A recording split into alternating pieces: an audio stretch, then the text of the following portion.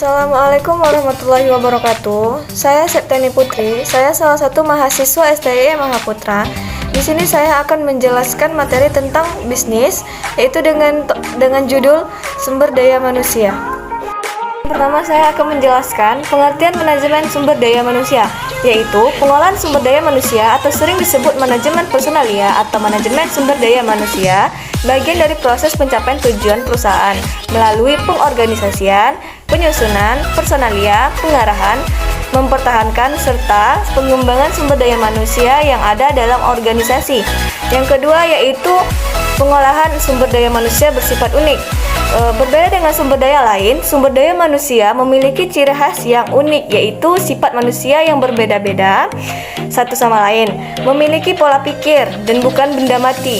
Manusia perlu diperlukan sebagai manusia seutuhnya dengan berbagai cara, supaya masing-masing individu tersebut mau dan mampu melaksanakan aturan dan perintah yang ada dalam organisasi, tanpa menimbulkan dampak yang merugikan baik bagi perusahaan maupun bagi individu tersebut sebagai karyawan dalam perusahaan. Ketiga yaitu ruang lingkup kegiatan pengolahan sumber daya manusia. Secara sederhana, maka proses yang dapat dilakukan oleh manajer personalia adalah sebagai berikut. Yang pertama, merancang dan menorganisasikan pekerjaan serta mengalokasikannya kepada karyawan. Yang kedua, merencanakan, menarik, dan menyeleksi, melatih, dan mengembangkan karyawan secara efektif untuk mendapatkan pekerjaan yang telah dirancangnya sebelumnya. Yang ketiga, ada menciptakan kondisi dan lingkungan kerja yang dapat memuaskan berbagai kebutuhan karyawan melalui kesempatan pengembangan karir, sistem kompensasi atau balas jasa yang adil, serta hubungan antara karyawan dan atasan yang serasi melalui organisasi karyawan yang dibentuk. Yang keempat yaitu mempertahankan dan menjamin efektivitas yang tinggi dalam jangka waktu yang lama. Selanjutnya yaitu perencanaan, penarikan, dan seleksi sumber daya manusia. Perencanaan sumber daya manusia. Perencanaan sumber daya manusia adalah proses menentukan kebutuhan sumber daya dan menjamin bahwa organisasi memiliki jumlah dan kualitas yang sesuai dengan yang dibutuhkan pada saat yang tepat. Perencanaan ini dapat dilakukan dalam jangka pendek dan jangka panjang.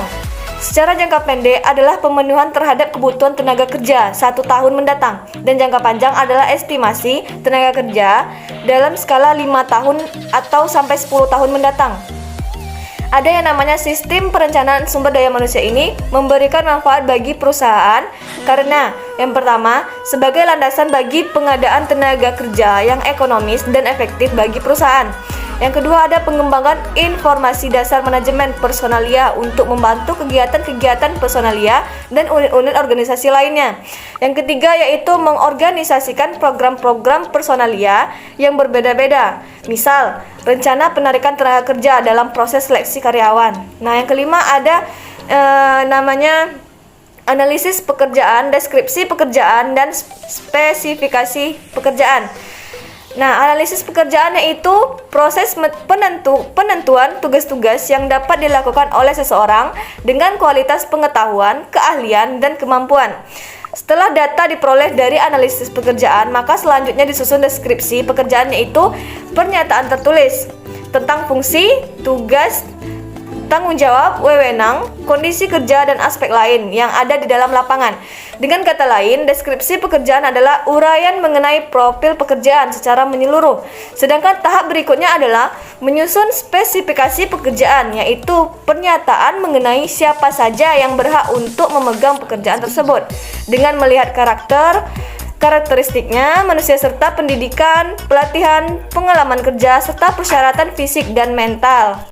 Nah, yang selanjutnya itu atau yang keenam, penarikan sumber daya manusia. Penarikan merupakan cara perusahaan mendapatkan karyawan, dan ini merupakan tantangan bagi semua baik personalia. Penarikan adalah proses pencarian dan memikat calon tenaga kerja yang mampu melamar sebagai karyawan perusahaan dengan kualifikasi yang baik. Calon karyawan ini nantinya akan mengisi jabatan atau pekerjaan yang kosong di perusahaan tersebut. Untuk itu, sebelumnya para calon karyawan baru perlu mengetahui jabatan atau pekerjaan yang akan diberikan kepadanya. Selanjutnya ada yaitu namanya proses penarikan dan kendala-kendala. Penarikan karyawan baru bagi satu organisasi merupakan tantangan bagi semua departemen personalia. Kadang-kadang kebutuhan karyawan baru diketahui secara jelas sebelumnya karena rencana-rencana sumber daya manusia disusun dengan baik. Pada saat ini, Departemen Personalia dihadapkan pada permintaan yang mendadak untuk mengisi lowongan secepat mungkin. Dalam kedua kasus tersebut, penarikan pelamaran atau calon karyawan merupakan kegiatan yang penting. Nah, selanjutnya agar proses penarikan sumber daya manusia berhasil, perusahaan perlu menyadari berbagai kendala yang ada. Batas-batasan tersebut bersumber dari organisasi pelaksanaan penarikan dalam lingkungan eksternal.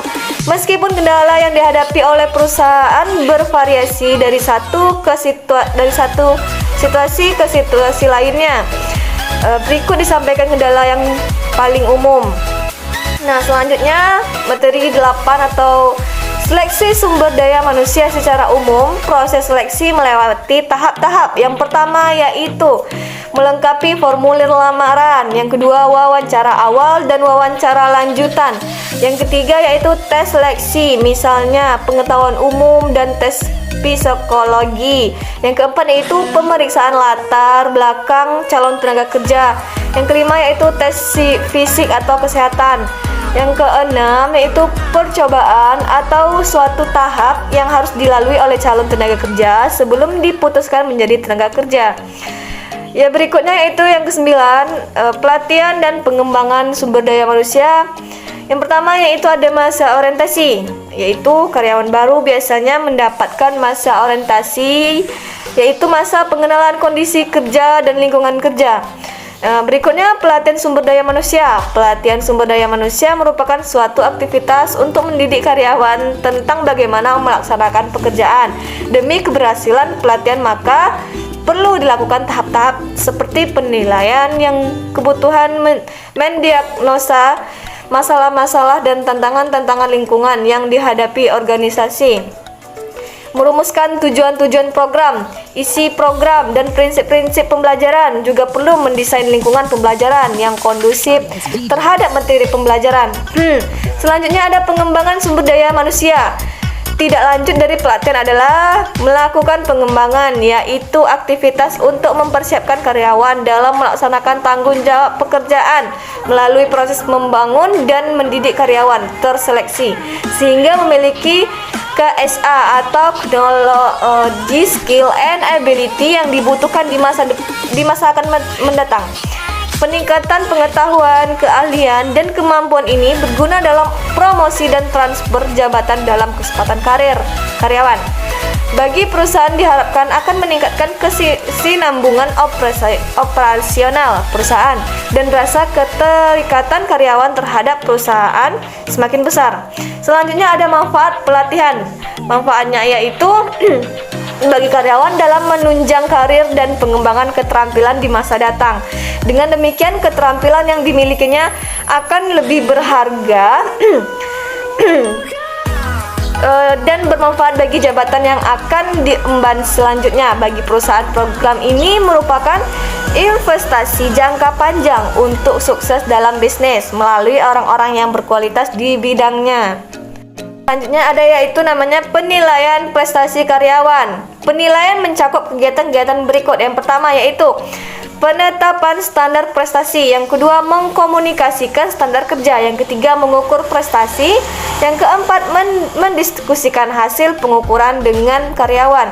Yang kelima, ada mengambil tindakan koreksi. Yang keenam, ada menggunakan hasil evaluasi untuk mengambil keputusan. Nah, materi selanjutnya yaitu kompensasi atau balas jasa terhadap karyawan. Kompensasi yaitu adalah semua jenis imbalan yang diterima karyawan atas pengorbanan dan untuk kerjanya sebagai anggota organisasi. Keadilan dalam kompensasi. Prinsip keadilan diperlukan pengaruh dua faktor, yaitu yang pertama, rasio antara kompensasi dengan masukan-masukan atau input seseorang yang berupa tenaga, pendidikan, pengalaman, daya tahan, dan lain-lain. Yang kedua yaitu perbandingan rasio tersebut dengan yang diterima oleh orang lain. Pada umumnya, karyawan akan menerima perbedaan-perbedaan kompensasi berdasarkan perbedaan tanggung jawab, kemampuan, pengetahuan, produktivitas, dan keahlian manajerial. Sedangkan perbedaan ras, kelompok, atau jenis kelamin akan ditentang oleh karyawan. Selanjutnya yaitu proses dalam kebijakan kompensasi. Metode yang dapat digunakan adalah dengan yang pertama yaitu analisis pekerjaan, evaluasi pekerjaan, survei pengupahan, dan pengajian rencana kompensasi variabel, penilaian kinerja, dan lain-lain. Yang materi selanjutnya yaitu jenis-jenis kompensasi. Kompensasi banyak ragamnya dan dapat dibedakan dalam dua kategori.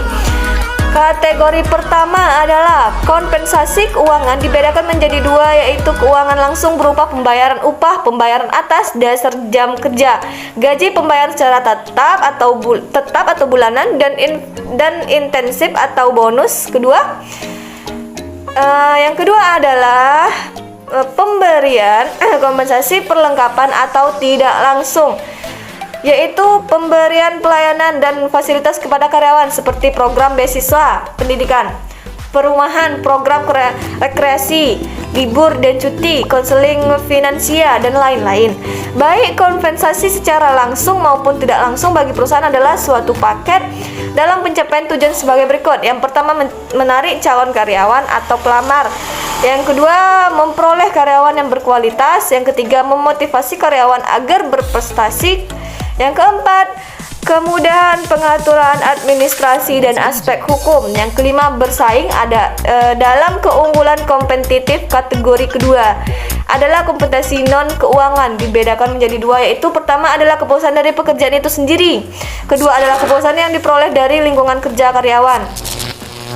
Nah, selanjutnya ada namanya implementasi keputusan terhadap karyawan yang dibedakan atas promosi, transfer, dan demosi.